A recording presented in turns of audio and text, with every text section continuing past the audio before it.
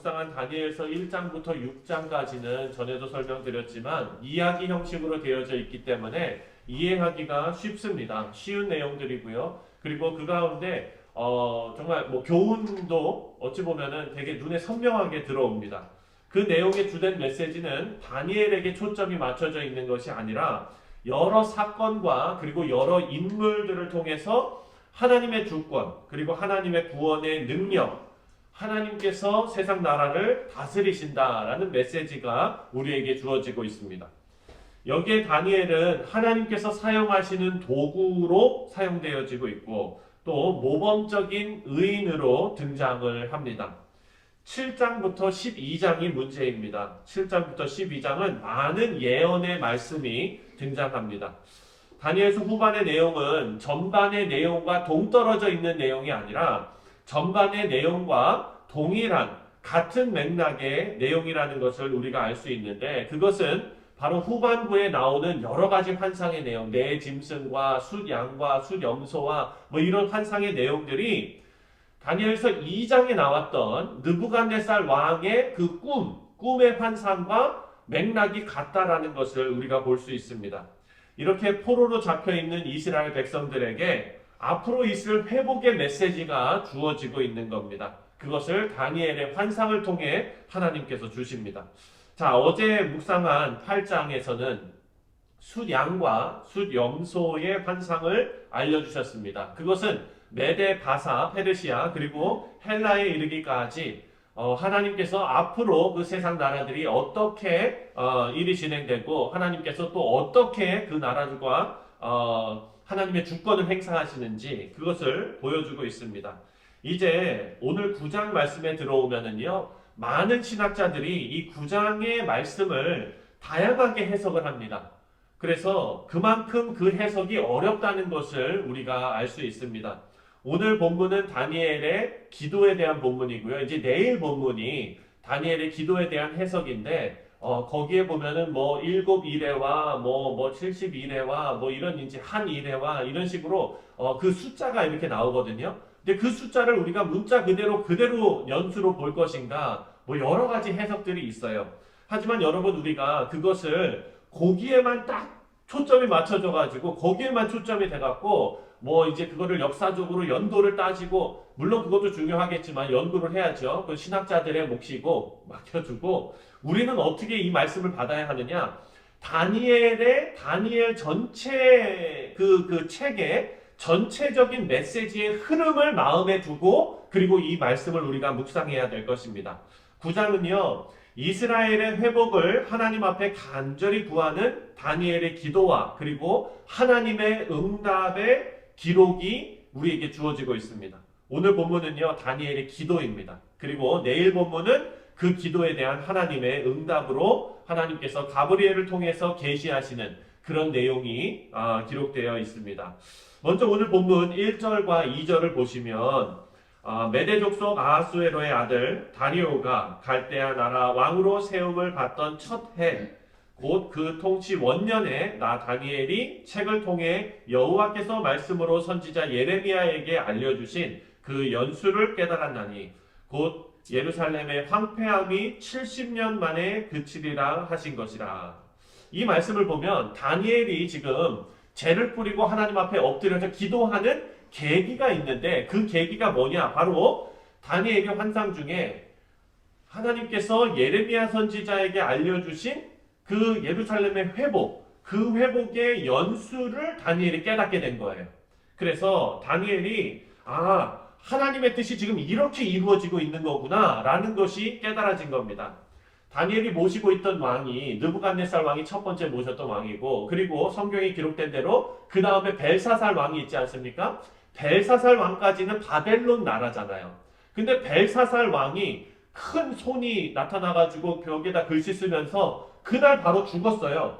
그리고 나서 그 다음 왕이 된 사람이 누굽니까? 바로 메대의 왕 다리오였잖아요. 다니엘이 지금 이 일이 진행되는 것을 보면서 이제 예루살렘의 회복이 70년 후에 나타나겠구나 라는 것이 깨달아진 겁니다. 이 포로 생활을 하고 있는 이스라엘 백성들이 그들은 언제 이것이 회복될 수 있는지 알 길이 없는 거예요.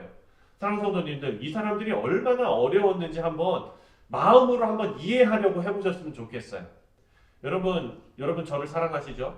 네, 제가 만약에 제가 군대 얘기를 많이 하는데 군대를 다시 들어갔어요. 네, 다시 들어갔는데 군대 들어가면은요, 여러분, 뭐가 있냐면 제대 날짜가 있잖아요. 그렇죠? 들어가는 순간부터 이런 말이 있죠. 장로님 있잖아요. 거꾸로 매달아놔도 국방부 시계는 돌아간다. 뭐 이런 얘기가 있어요. 뭘 하든지 2년은 흘러가는 거예요. 3년은 흘러가는 거예요. 그래서 저도 제대 말년에 어떻게 했냐면 100일 남았을 때 이제 제 피부도 다시 이렇게 좀 예쁘게 해야 되고 해가지고 레모나 있지 않습니까? 비타민C 레모나.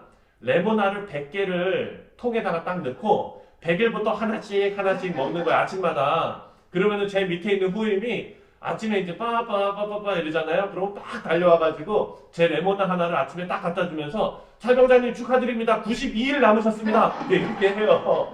되게 장난으로 이제 막 그렇게 하지만 그게 전통으로 막 이제 그렇게 했어요. 그게 뭡니까? 끝나는 날이 정해져 있으니까 그때부터는 그냥 기쁨으로 기다릴 수가 있어요. 근데 생각해 보십시오.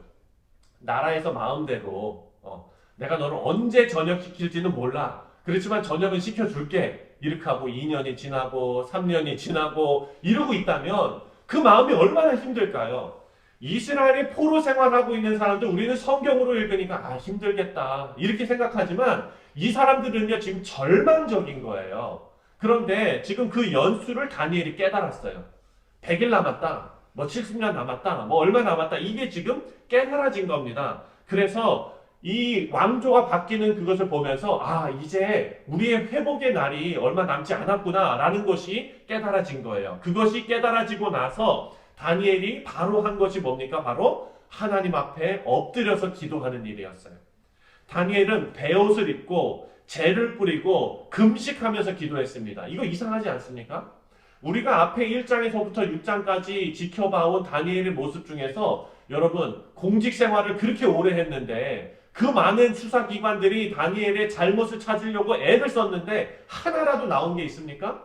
없어요. 그리고 다니엘은요 하나님 앞에 의인으로서 진짜 흠잡을 데 없을 만큼 그런 생활을 해오고 있습니다. 그럼에도 불구하고 지금 어떻게 했어요? 베옷을 입고 재를 뿌리고 금식하면서 기도하고 있습니다. 다니엘이 잘못한 게 없는데도 불구하고 마치 다니엘이 죄인인 것처럼 기도하고 있습니다. 4절 말씀을 다 같이 읽겠습니다. 4절 시작. 내 하나님 여호와여 기도하며 자복하여 이르기를 크시고 두려워할 주 하나님 주를 사랑하고 주의 계명을 지키는 자를 위하여 언약을 지키시고 그에게 인자를 베푸시는 이시여. 아멘. 지금 다니엘은요 자기가 마치 죄인인 것처럼 다니엘은 자기가 마치 죄인인 것처럼이 아니라 자기가 죄인임을 인정하고 하나님 앞에 엎드려 기도하는데 그 기도함에 있어서 다니엘이 붙잡고 있는 것이 하나가 있습니다. 그것이 바로 하나님의 성품을 언급하는 것입니다. 다니엘의 기도에서 우리가 두 가지 중요한 사실을 알 수가 있습니다. 첫 번째는 다니엘은 자기 민족의 회복을 위해서 기도하면서 하나님의 성품을 의지하면서 기도하고 있다는 거예요. 하나님의 성품을 매달리면서 하나님의 성품에 매달리면서 기도합니다. 다니엘은 기도하면서 이렇게 고백하는데 하나님께서는 광대하신 하나님이시며 두려워할 주 하나님이십니다. 이렇게 기도합니다. 다니엘이 두려워한다는 것은요 무서워한다는 뜻이 아닙니다. 하나님을 무서워한다는 의미의 두려움이 아니라 이것은 하나님을 존경한다는 의미입니다. 우리가 하나님을 마땅히 경외해야 할 대상으로 여기는 것, 이것이 기도의 출발이라는 것입니다. 하나님 앞에 기도하는 성도가 마땅히 품어야 할 마음이 바로 하나님을 두려워하는 것, 경외하는 것, 그것입니다. 그리고 두 번째로 하나님께서 하나님을 사랑하는 성도들, 하나님의 계명을 지키는 성도들에게 하나님께서 맺으신 그 언약을 지키시고 인애와 자비를 베푸신다는 하나님, 그 하나님의 성품을 고백합니다. 말씀을 보니까 주를 사랑하고 주의 계명을 지키는 자를 위하여 언약을 지키시고 그에게 인자를 베푸시는 이시여. 기도를 읽기 시작해요. 사랑하는 성도님들 맞습니다. 다니엘의 인생에 나타난 하나님의 성품을 붙잡고 하나님께 기도하는 이 다니엘의 기도의 모습이 올바른 기도의 모습입니다. 다니엘의 인생을 보면은요, 포로로 끌려와서 신앙을 지키기 위해서 음식 문제부터 시작해서 사자굴에 들어가고 또 친구들은 풀무 가운데 들어가고 이 여러 가지 일들을 한번 생각해 보십시오. 하나님에 대한 진실한 마음을 오롯이 간직했던 사람들 아닙니까? 그런 사람들에게 하나님께서 어떻게 하셨어요? 인자와 사랑을 하나님께서 베풀어 주시고 그들이 그것을 경험했습니다. 그래서 그런 경험에서 우러나오는 하나님의 하나님 되심을 찬양하면서 하나님의 구원을 확신하는 그 신앙 고백이 바로 기도를 통해서 터져 나온 것입니다. 오늘 다니엘의 기도를 쭉 읽어보면은요, 기도의 내용이 그냥 그걸 보고 뭐라 그러죠? 중언부언하는 기도가 아니에요. 기도의 내용이 얼마나 논리적이고 얼마나 정갈한지 모릅니다. 다니엘은요, 자기 민족의 죄악을 누구의 죄로 여겼어요? 자기 자신의 죄로 여겼습니다. 그리고 하나님 앞에 엎드려서 죄를 뒤집어 쓰고 죄를 자백하면서 하나님의 긍휼을 구했습니다. 자, 18절과 19절을 우리 다 같이 함께 읽겠습니다. 18절과 19절입니다. 시작. 나의 하나님이여 귀를 기울여 들으시며 눈을 떠서 우리의 황폐한 상황과 주의 이름으로 일컫는 성을 보옵소서. 우리가 주 앞에 간구하오는 것은 우리의 공의를 의지하여 하는 것이 아니요 주의 긍휼을 의지하여 함이니이다. 주여 들으소서. 주여 용서하소서. 주여 귀를 기울이시고 행하소서. 지체하지 마옵소서. 나의 하나님이여 주 자신을 위하여 하시옵소서. 이는 주의 성과 주의 백성이 주의 이름으로 일컫는 바 됨이니이다. 아멘.